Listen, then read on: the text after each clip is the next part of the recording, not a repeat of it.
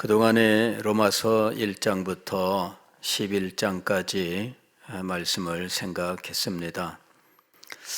이제 우리는 로마서 12장에 이르게 되었는데, 로마서 12장은 11장까지의 이 말씀의 내용과 상당히 차별화되는 내용을 담고 있습니다. 로마서 1장부터 11장까지는 흔히 교리 혹은 교훈을 담고 있다 이렇게 말씀을 하고, 12장부터 16장까지는 그리스도인의 삶, 실천을 담고 있다 이렇게 이야기합니다. 이것은 이론과 실천 이런 식으로도 이야기할 수 있을 겁니다. 그래서 1장부터 11장까지는 교리, 즉 이론적인 부분이고, 12장부터 16장까지는 삶, 즉 실천에 해당하는 부분이다. 이렇게 흔히 둘로 나누어서 설명을 하고 있습니다. 그리고 이게 둘이지만, 그러나 둘이 아니라 하나일 수밖에 없는 것은, 이 교리가 없으면 삶이 존재할 수 없고, 또 삶이 없으면 교리가 의미가 없게 된다 하는 것입니다. 그래서 교리와 이 삶은 둘이 아니라 하나일 수밖에 없습니다. 그러나 교훈의 편의상 먼저 교리를 말하고 그 교리에 근거한 삶을 가르치는 것입니다. 이것은 우리들이 설교에서도 늘 이런 형식을 따르고 있어요. 설교도 먼저는 하나님의 뜻을 강해하고, 그 강해의 결과 나온 교훈들을 가지고 삶을 교훈하는, 즉 적용하는 것으로 이루어져 있는 겁니다. 그래서 설교도 항상 이렇게 교리와 삶의 교훈, 즉 적용이라고 하는 이런 내용으로, 구조로 이루어져 있는 것입니다. 그리고 사도 바울이 서신을 쓸 때에도 항상 이와 같은 구조를 가지고 서신을 쓰고 있습니다. 그러나 구조는 전달을 위해서, 또 가르침의 효과적인 가르침을 위해서 사용되고 있을 뿐이지, 교리와 삶이 둘이 아니라 하나다라는 것입니다. 나는 교리는 잘 아는데 삶은 약해, 이렇게 말할 수 없습니다. 나는 삶은 제대로 해내는데 교리는 약해, 이렇게 말할 수가 없습니다. 그가 진리를 진정으로 깨달았다면 그 진리만큼 살게 되어 있는 거예요. 진리가 살아있는 진리가 되어야 되는 이유가 바로 거기에 있습니다. 진리가 그 사람 속에서 역사하는 만큼 살게 되어 있는 것이고, 그가 사는 만큼 진리가 그 속에서 역사하고 있는 거예요. 어떤 사람이 삶이 따라주지 못한다, 그러면 그 사람은 진리에 대하여는 그만큼밖에는 갖고 있지 못하다라고 보아도 틀림이 없습니다. 진리는 탁월하게 그 사람 속에 역사하는데, 삶은 전혀 따라주지 못하는 일이 있을 수 있는가? 그렇지 않습니다. 그런 일은 일어나지 않습니다. 진리가 참되게 역사하고 있는데 삶은 그냥 형편없습니다. 진리가 역사하는데 헌신의 삶은 없습니다. 그런 일은 일어나지 않아요. 물론 외식하는 사람들이 있을 수는 있습니다. 어떤 사람들이 교회 예배도 빠지지 않고 열심히 나옵니다. 그런데 진리에 대하여는 먼 사람들이 있기는 해요. 이제 그런 사람들은 자기 의의가 강한 사람들이에요.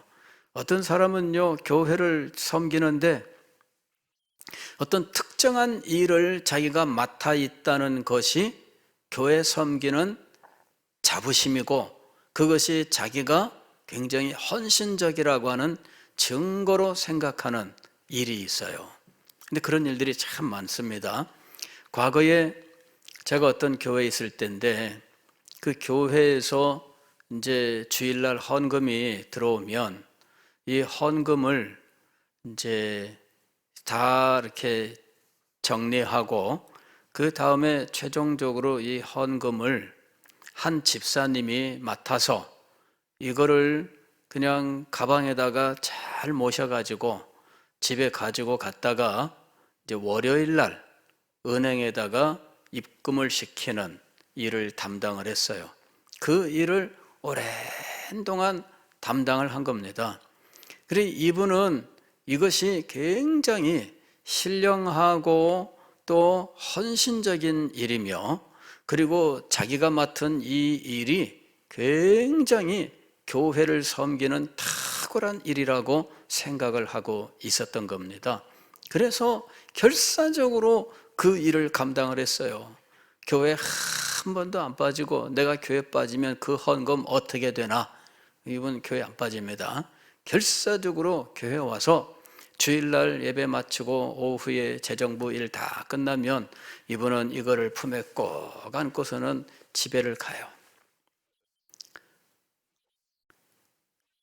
근데 어느 해인가 자 이제는 이 재정 관리를 좀 이렇게 합리적으로 좀 바꿔 봅시다 해가지고 재정관리 원칙을 이제 바꾸는 일이 있었어요.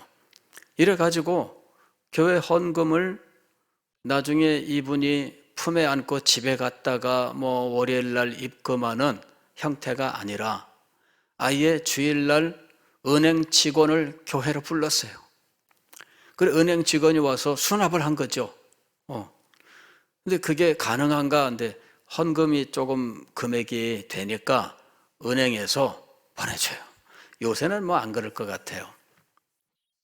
그래 은행 직원이 와가지고 헌금 다 계산하고 그리고 그거를 다 해서 은행이 수납 딱 잡아가지고 가니까 이 집사님이 할 일이 사라진 거예요. 이분은 이제부터 헌신을 어떻게 해야 될까? 막 대단히 시험에 들어가지고 뭐 난리가 났습니다. 자기가 지금 10년 이상 정말 피땀 흘려가면서 정말 자기가 한 번도 주일을 빠지지 않으면서 결사적으로 해왔던 일인데 교회 시스템, 재정 시스템을 바꾸면서 자기의 그 일이 어느 날 사라진 거예요.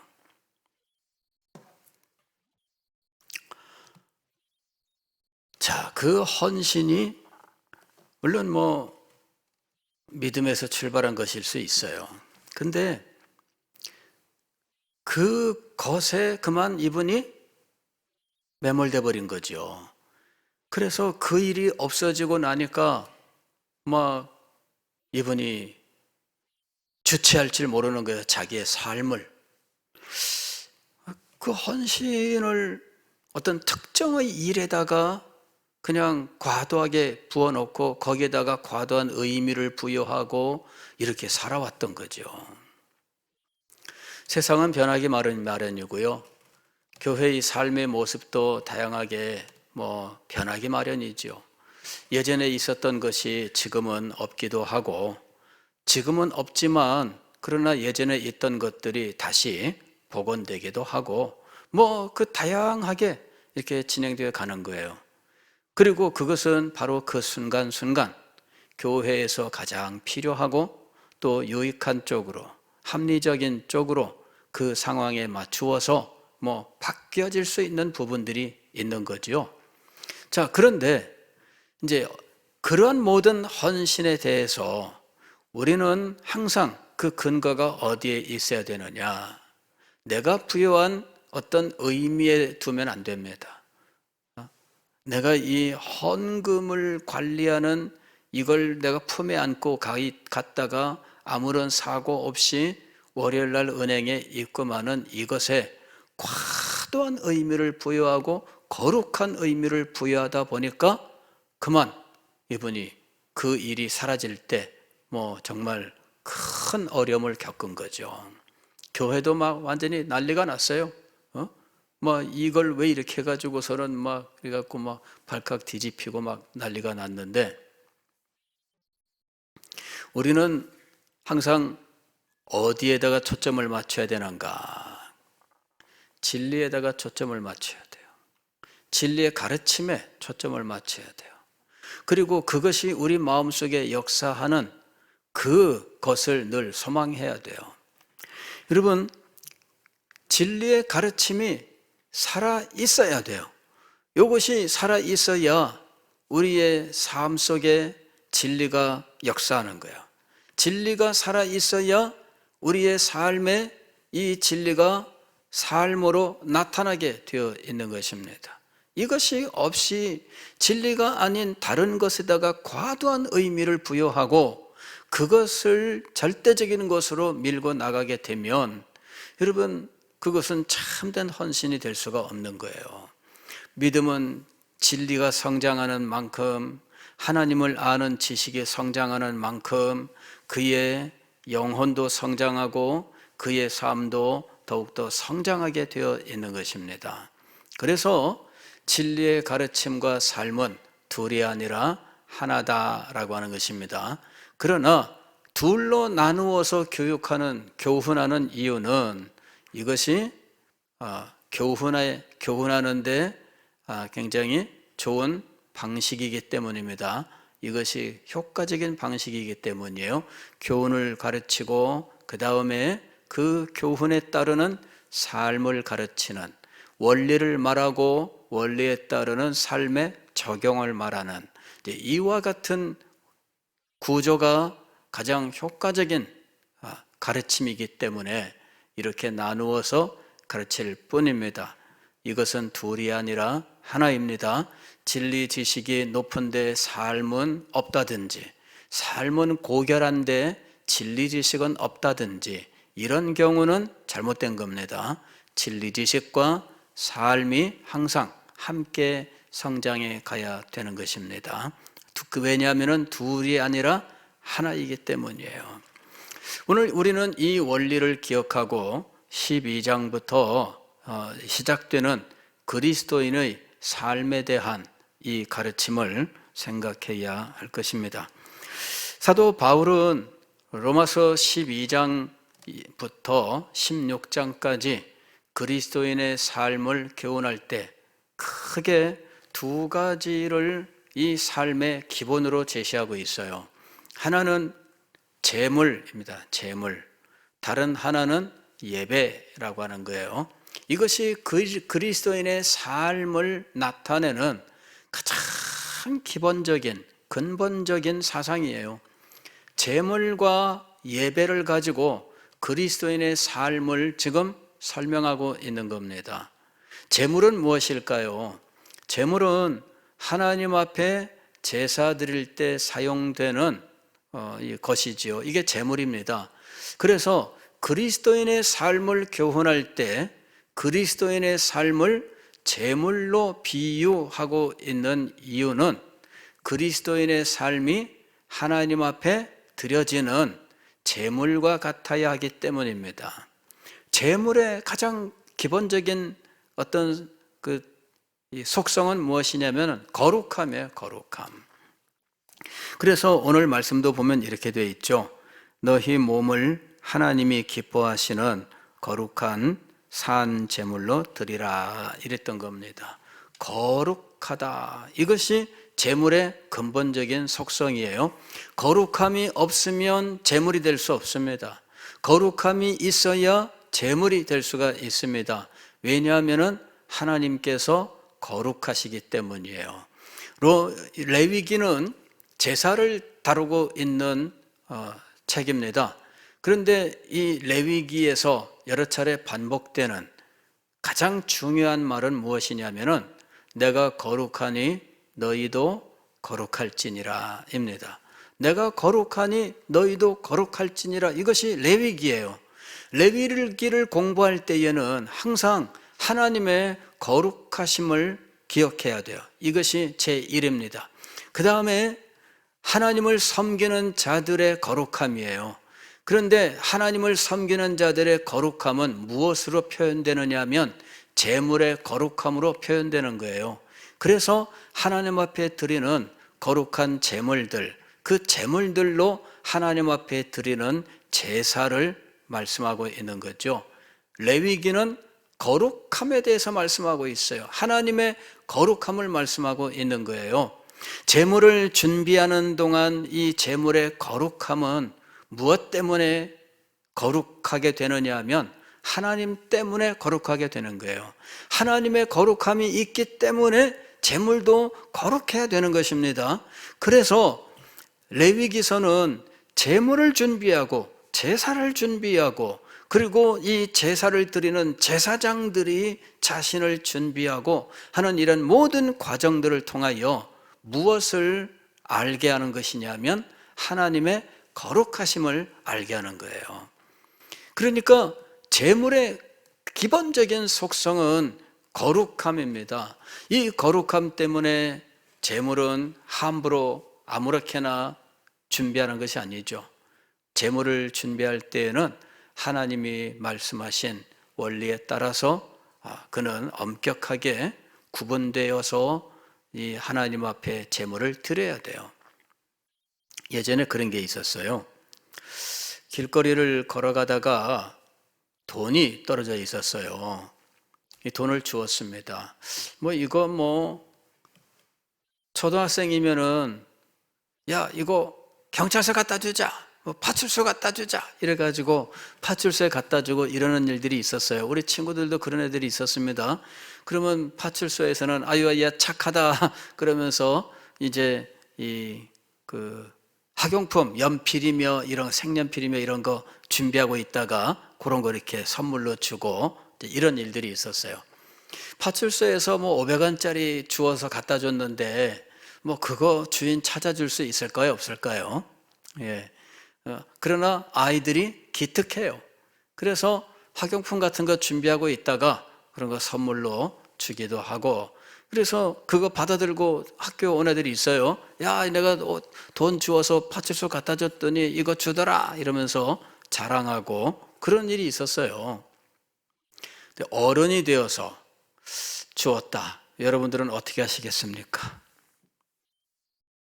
우리 청년 시절에 그런 이야기를 나눈 적이 있어요. 어떻게 할 것인가? 이제 토론을 벌였습니다. 다양한 행동들이 나왔습니다. 근데 그 중에 하나는 이거였어요. 어떤 분이 나는 그거 주워서 가지고 온다. 어떤 사람은 나는 애초에 안 줍는다. 이런 사람도 있고, 예. 어떤 사람은 주워서 내가 쓴다. 이런 사람도 있고, 어떤 사람은 주워서 헌금함에다 넣겠다. 이런 사람도 있었어요. 그리고 헌금함에 넣겠다. 이 말을 들으니까 사람들이 많이 고개를 끄덕였습니다. 예, 야, 참 믿음이 좋다. 그거 주워서 in my pocket 하고서 자기한테 가져가지 않고, 이거를 헌금함에다 넣는다니, 야, 이 참, 좋다.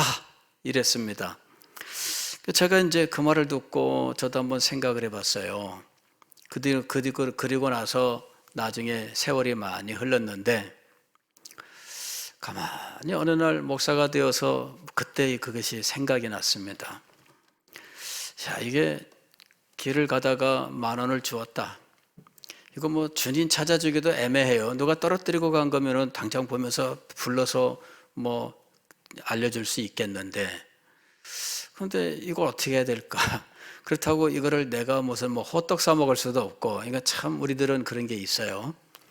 그래서 헌금함에 넣으면 딱 좋을 것 같은데 헌금의 정신을 생각하면 이것 또한 합당하지는 않다. 그죠? 헌금은 뭐예요? 헌금은 제물입니다. 이거는 하나님 앞에 드리는 헌상입니다. 헌상. 헌상이라고 하는 것은 하나님께 바치는 것인데 이것이 위로 올려드리는 이것이 하나님께 드림이에요. 하나님께 드릴 때 하나님께 드리는 것의 기본적인 속성이 있습니다. 그건 뭐냐면은 거룩함이에요. 내가 거리에서 주었습니다. 헌금하면 넣는데 이게 거룩한가? 이걸 생각을 해본 거예요. 이게 거룩한 것인가? 내가 참 내 삶을 통하여 얻은 이 생산된 혹은 뭐 내가 받은 이런 이 수입을 가지고 내가 정말 믿음으로 이 수입의 일부를 떼어서 하나님 앞에 드려진 어떤 그 원칙에 따라서 교훈에 따라서 정말 내가 믿음으로 드린다면 이거는 거룩한 거잖아요. 그죠? 우리가 하나님 앞에 헌상할 때 헌상의 원리가 있습니다. 정말 기도하고 믿음으로 탁 준비해 가지고 이걸 드리는 거예요. 저는 우리 성도 여러분들을 보게 되면 교회의 헌금 봉투를 미리 가지고 갔다가 집에서 헌금을 다 넣어서 딱 준비해 가지고 와서 드리는 이런 모습을 볼 때 참 잘하고 계신다 이렇게 생각을 합니다. 우리 성도 여러분 중에 그렇게 하시는 분들이 많아요. 교회의 헌금 봉투를 집에 가지고 갔다? 왜 가지고 가냐? 그게 아닙니다. 뭐 그거 가져다가 뭐에 쓰겠어요? 뭐 사실은 헌금을 정성껏 준비하기 위해서입니다. 그래서 미리 헌금을 준비하고 봉투에 넣고 또 기도하고 그 다음에 이것을 가지고 와서 봉헌을 하는 거예요. 그게 이 하나님 앞에 드리는 헌금의 기본적인 속성을 알기 때문입니다. 거룩함이에요. 하나님을 위하여 구별해 놓은 겁니다. 하나님을 위하여 구별해 놓은 것. 이게 거룩함이에요. 그래서 제가 이 거룩함의 정신을 두고 볼 때 이 주은 돈을 헌금함에 넣는 것은 이거는 좀 아닌 것 같다. 이제 이런 생각을 좀 했습니다. 답은 뭐 없겠어요. 뭐 나중에 천국 가서 하나님께 어떻게 하는 게 좋았을까요? 여쭤볼지. 그러나 그건 좀 다른 용도로 가정 구제의 용도로 쓴다든지 뭐 이런 식으로 어떻게 할 수는 있을 걸로 생각을 해요. 거기다가 좀 더 보태서 구제하는 일에 쓴다든지 뭐 이렇게 하면 좋겠다 싶은데 그냥 기계적으로 주은 돈 헌금 이렇게 하는 거는 아니다. 헌금의 참된 정신은 거룩함이에요. 거룩함이라고 하는 것은 뭐냐면은 하나님과 관계되는 거예요. 하나님의 거룩함 때문에 하나님을 위하여 구별해 놓은 것들을 다 거룩하다고 하는 거예요. 그럴 때 하나님을 위하여 구별할 때에는 하나님의 거룩함에 합당한 이런 분명한 모습들을 가져야 돼요. 가령 하나님을 위하여 구별해 놓은 날은 성일이라고 부릅니다. 성일. 안식일은 성일이니 이렇게 이야기했습니다. 왜 성일이 되는가? 하나님을 위하여 구분해 놓은 날입니다. 딱 떼어 놓은 거예요. 예전에 우리 집에서도 또 우리 집에서 우리 자녀들한테도 했던 것입니다. 뭐 맛있는 음식이 있다. 딱 떼어내서 이건 아빠 거야, 이건 엄마 거야 해놓는 거죠. 그래 아이들이 앞에 있는 거 다 먹고 그 다음에 욕심을 냅니다. 그게 더 먹고 싶어요. 이건 아빠 거야. 이게 뭐예요? 딱 구별해 놓은 거죠. 하나님을 위하여 구별해 놓은 것을 우리는 거룩하다 이렇게 말하는 거예요. 그래서 성일이 되는 겁니다. 자, 성물이라고 부르는 것도 있습니다. 성물은 하나님을 위하여 쓰이는 물건들입니다. 가령 이 하나님께 드리는 이 성막 안에 있는 여러 기구들 이런 것들을 성물이라고 불렀던 거죠. 이것은 하나님께 예배하기 위하여 제사 드리기 위하여 사용되는 것들이에요. 그래서 이거는 다른 사람이 사용할 수 없습니다. 이것은 하나님을 위하여만 쓰는 거예요. 이거는 거룩한 겁니다. 그런데 여러분 다니엘서에 보게 되면은 이 예루살렘 성전에서 가져온 이 기명들을 즉 그릇들을 그냥 왕이 자기 잔치 자리에서 그냥 술 마시는 용도로 쓰는 일이 있었잖아요. 이게 뭐예요? 하나님을 위하여 구별한 것을 정복자들이 가져다가 자기의 어떤 쾌락을 위하여, 즐거움을 위하여 사용한 것이죠. 이게 사실은 거룩함을 해친 일이 되는 거예요. 그는 그날 밤에 반역으로 인하여 죽고 맙니다. 여러분, 거룩함은 하나님을 알아야만 알 수 있는 거예요. 왜? 하나님이 거룩한 분이기 때문에 하나님을 위하여 구별해 놓은 이것은 하나님을 알아야만 이 하나님을 위하여 구별한 것들의 의미를 알 수가 있는 겁니다.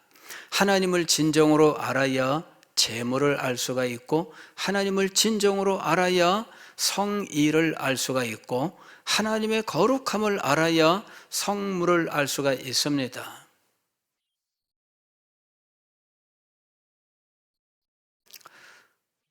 그리스도인들은 거룩한 자라고 부릅니다. 그죠? 성인입니다. 성인. 그리스도인이 성인이라 이렇게 이야기하는데, 로마 교회는 자기들이 성인으로 지정하는 특별한 사람들이 있어요. 그러나 성경의 가르침을 따르면 어떤 특별한 사람을 성인이라 부르는 것이 아니라 모든 그리스도인들을 성인이라 부르고 있습니다. 왜냐하면 하나님을 위하여 구별된 존재들이라는 겁니다. 하나님을 위하여. 그래서 거룩함을 알기 위해서는 하나님을 알아야 돼요. 하나님을 알지 못하고서는 거룩함을 알지 못합니다. 오늘 그리스도인의 삶을 교훈할 때 제물로 비유하고 있습니다. 이 제물은 하나님 앞에 드려지는 거룩한 것이었습니다. 그래서 그리스도인의 삶도 역시 제물처럼 하나님 앞에 드려지는데 거룩하다 이렇게 얘기한 거죠. 그래서 여기서 뭐라고 얘기하고 있느냐면 거룩한 산 제물 이렇게 말하고 있는 거예요. 너희 몸을 하나님이 기뻐하시는 거룩한 산 제물로 드리라. 그런데 제물은 원래 죽어야만 되는 거예요. 그죠? 산 것을 드리는 것이 아니라 죽인 것을 드리게 되어 있습니다. 그래서 제물은 항상 피를 흘려야 되는 것이죠. 그런데 오늘 말씀에 뭐라고 되어 있느냐 하면 산 제물이라고 말씀하고 있어요. 죽지 않고 살아있는 채 하나님 앞에 거룩하게 드려졌다. 그래서 이것을 삶으로 해석을 하는 겁니다. 우리가 죽은 제물이 되어야 한다 하면은 우리가 우리 몸을 어떻게 해야 돼요? 진짜 피 흘리는 제물로 만들어야 되는 거죠. 여기 몸이라고 부르는 이것은 우리의 육신 혹은 시신을 가리키는 말이에요. 이 소마라고 하는 건데 이게 시신을 가리키는 말이기도 해요. 그러나 어쨌든 우리의 몸을 말하는 것입니다. 그런데 이 몸이 제물이 되기 위해서는 죽어야 돼요. 그런데 사도 바울은 뭐라고 얘기하느냐면은 살아있는 채로 드려라 라고 말씀합니다. 그래서 우리는 이것을 그리스도인의 삶으로 해석을 하는 거예요. 우리의 몸은 하나님 앞에 드리는 거룩한 제물과 같은 삶으로 이루어져 있다라고 하는 것이죠. 예. 자, 두 번째로 사도 바울이 그리스도인의 삶을 설명하는 말은 예배입니다. 예배. 우리가 하나님 앞에 예배 드린다 할 때 얼마나 참 이 예배의 엄숙함과 또 이 거룩함과 이제 이런 특성들을 거기다가 부여하고 있는지, 예배 의식을 보게 되면 예배 의식 순서 하나하나가 이런 어떤 장엄한, 그리고 하나님의 영광에 합당한, 그리고 하나님의 거룩함에 어울리는 어떤 의미들을 가지고 있습니다. 그래서 우리가 이걸 행할 때에 무슨 이 놀이 혹은 예능 이런 것으로 드려서는 안 된다라고 하는 것이죠. 그래서 예배는 굉장히 엄숙하게 드렸어요. 근데 최근에는 예배를 엄숙하게 하기보다는 이제 즐기는 식으로 예배를 드리자라고 하는 이런 일들이 참 많습니다. 그러나 예배는 기본적으로는 즐기는 것이 아니에요. 물론 우리가 하나님 앞에서 참 즐기는 이런 것들이 성의를 지키는 하나의 원리일 수 있습니다. 그러나 예배 행위 자체는 그렇지가 않아요. 성도의 교제 속에서 즐거움이 있고 또 즐김이 있지만, 그러나 예배 자체가 유흥으로 흘러서는 안 된다라고 하는 것입니다. 그러나 이 그리스도인의 삶이 의식으로서의 예배가 아닌, 오늘 말씀을 보게 되면은 영적 예배 이렇게 말씀하고 있습니다. 그러니까 그리스도인의 삶이 예배와 같아야 된다라고 말씀하면서 영적 예배 이렇게 표현하고 있는 거죠. 우리 몸을 하나님이 기뻐하시는 거룩한 산 제물로 드리는 것이 이는 너희가 드릴 영적 예배니라, 이렇게 되어 있습니다. 영적 예배, 즉 이것은 예배자의 삶을 말씀하고 있는 겁니다. 그리스도인은 하나님 앞에 제물로 드려지는 이 거룩한 삶이 되어야 하고, 또 그리스도인의 삶은 예배자의 삶이 되어야 한다, 이렇게 말씀하는 겁니다. 그리스도인의 삶을 교훈할 때 가장 기본적인 원리를 지금 말씀하고 있는 거예요. 영적 예배는 무엇일까? 이건 굉장히 해석하기가 어려운 부분입니다. 굉장히 복잡한, 혼동이 많이 되는 이런 부분입니다. 여기 영적 이 글자 앞에 보면은 숫자 3이 기록되어 있습니다.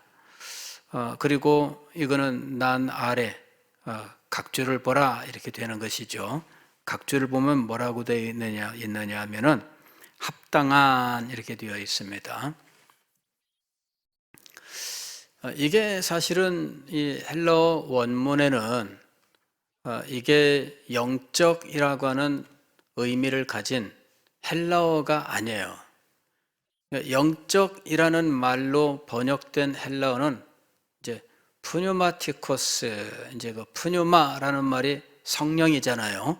그래서 이 성령과 관계된 형용사로 되어 있는데, 여기에 나오는 이 영적이라고 하는 것은 로기코스라고 하는 형용사로 되어 있어요.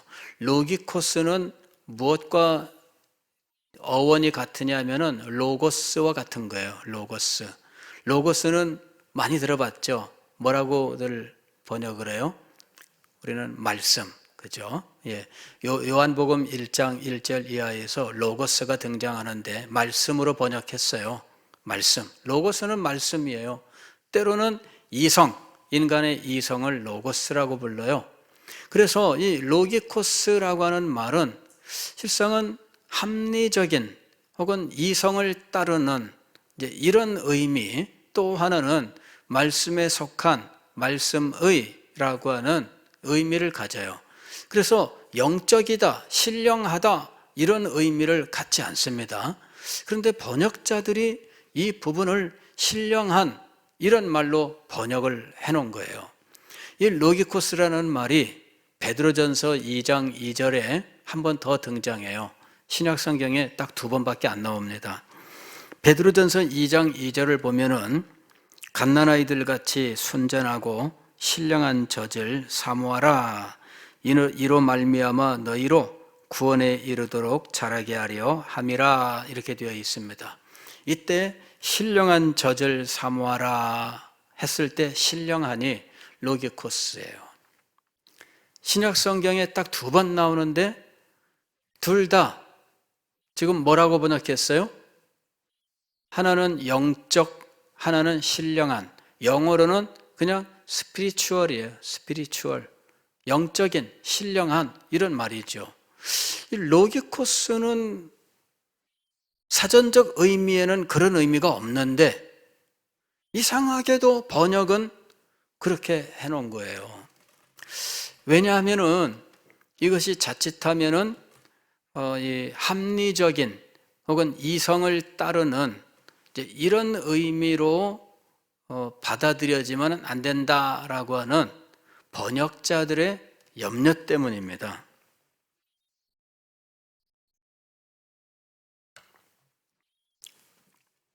근데 이제 번역자들이 너무 염려를 많이 했어요.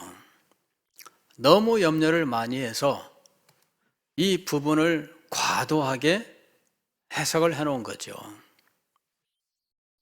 저도 이제 이것 때문에 많은 세월 동안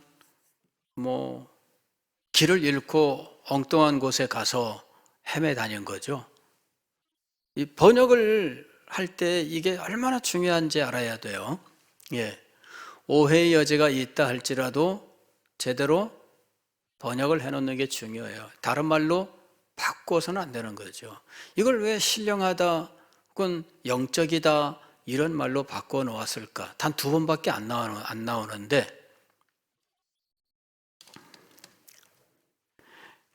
영적 예배라고 번역한 이 말은 밑에 보게 되면 합당한이라고 되어 있습니다. 합당한. 예.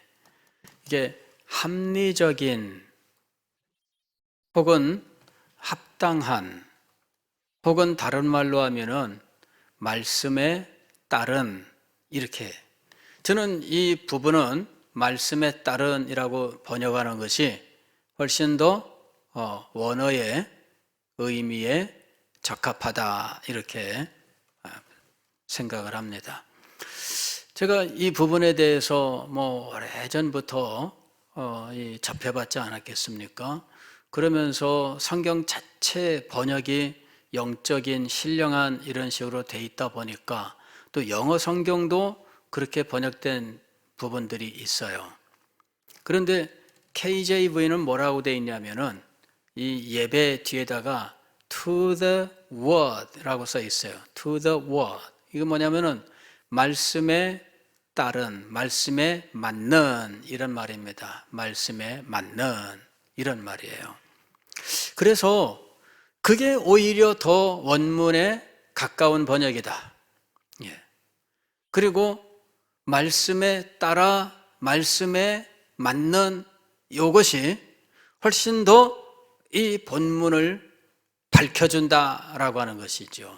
그러니까 영적 예배, 신령하고 성령이 역사하는 이 스피리추얼 예배다 그게 아니란 얘기죠. 신령한 예배다 그걸 말하는 것이 아니라는 거예요.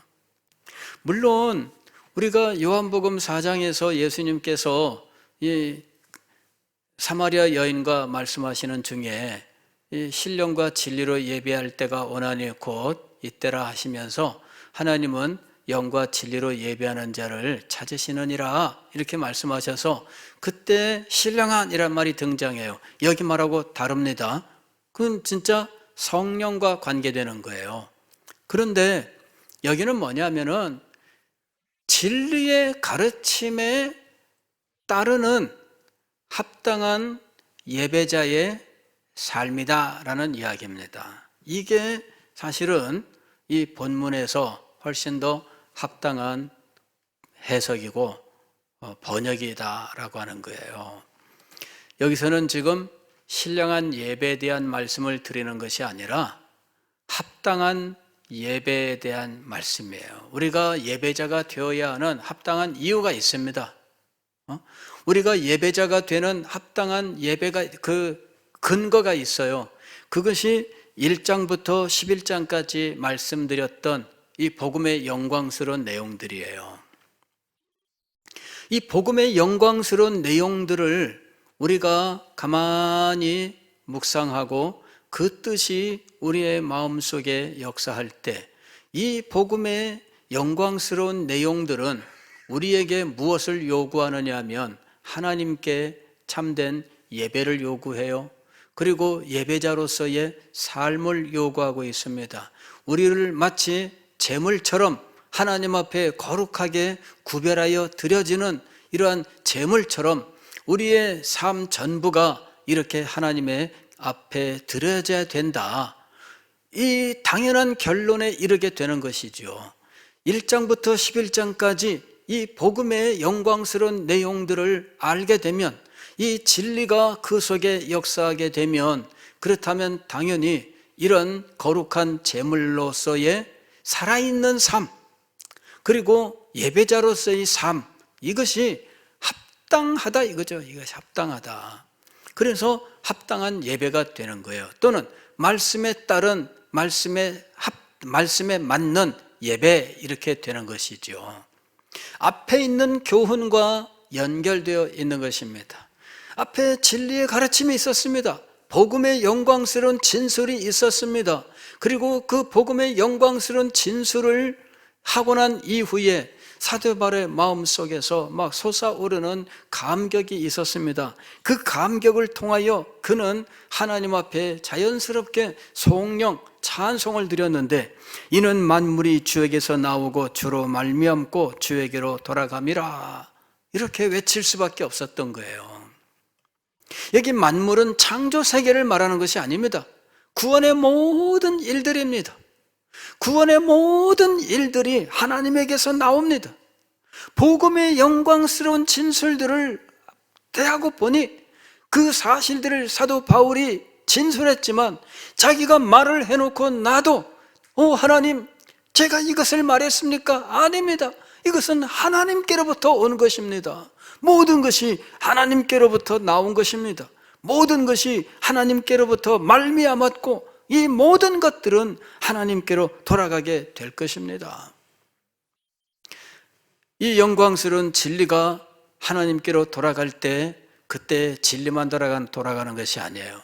진리를 받고 진리를 믿고 진리에 감격하게 된, 그리하여 하나님 앞에 자신의 삶을 온전히 드린 하나님의 백성들이 하나님 앞에 돌아가는 것이죠.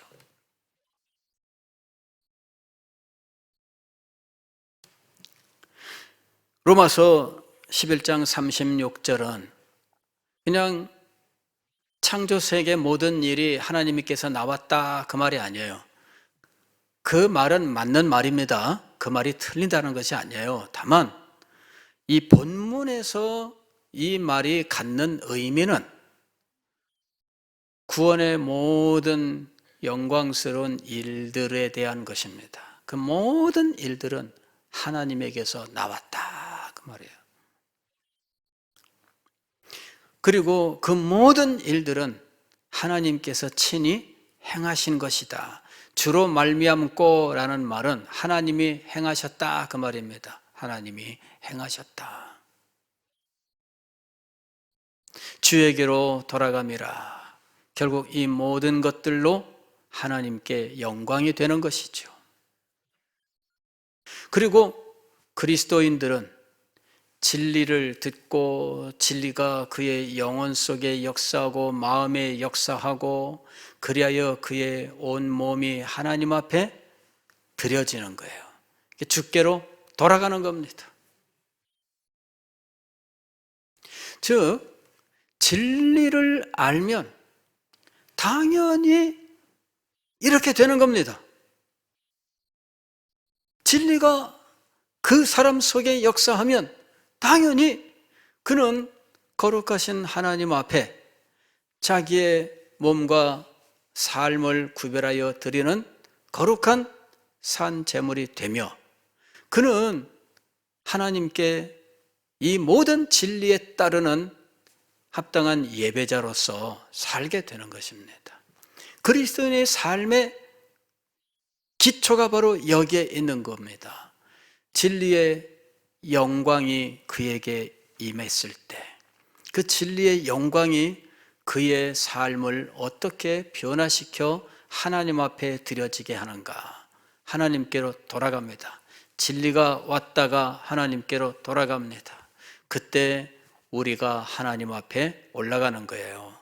우리의 몸이, 우리의 삶이 제물과 예배자로서 하나님 앞에 올라가는 겁니다. 그래서 저는 여기에 영적 예배라고 하는 이 말이 사실 번역으로서는 합당하지 않다, 이렇게 보는 것입니다. 영적인 예배라고 하는 것은 원문에 의한 것이 아닌 해석자의 염려가 반영된 번역이다라는 것입니다. 원문에 따라서 바르게 해석을 한다면 말씀에 따르는 예배니라. 앞에서 사도가 얘기했던 이 영광스러운 진리에 따르는 예배니라. 이렇게 보는 것이 합당하다라고 하는 것입니다. 그리하여 진리의 가르침과 그 진리의 가르침에 합당한 삶이 함께 가는, 그래서 진리와 삶이 둘이 아니라 하나가 되는 모습을 설명하고 있다라고 하는 것이죠. 사랑하는 성도 여러분, 우리가 진리에 귀를 기울이는 목적이 무엇인지를 알아야 됩니다. 진리에 귀를 기울이는 이유는 하나님께 우리 자신을 제물로 드리기 위해서입니다. 그리고 우리의 삶이 하나님의 말씀에 진리에 합당한 예배자가 되기 위해서입니다. 예배자가 되기 위해서 우리가 진리에 마음을 기울이는 거예요. 단지 지식을 위해서가 아닙니다. 어떤 사람들은 지식 얻는 것을 기뻐해요. 그러나 지식 얻는 것이 목적이 아닙니다. 그 지식이 어떻게 되어야 하느냐 하면 우리의 삶으로 열매를 맺어야 돼요. 그 삶은 하나님의 거룩하심에 합당한 삶이요, 예배자로서 합당한 삶이어야 된다라고 하는 것입니다. 진리와 예배자, 이것이 함께 연결되어 있는 말이 여기서 말하는 영적 예배니라는 말의 진정한 의미인 것입니다.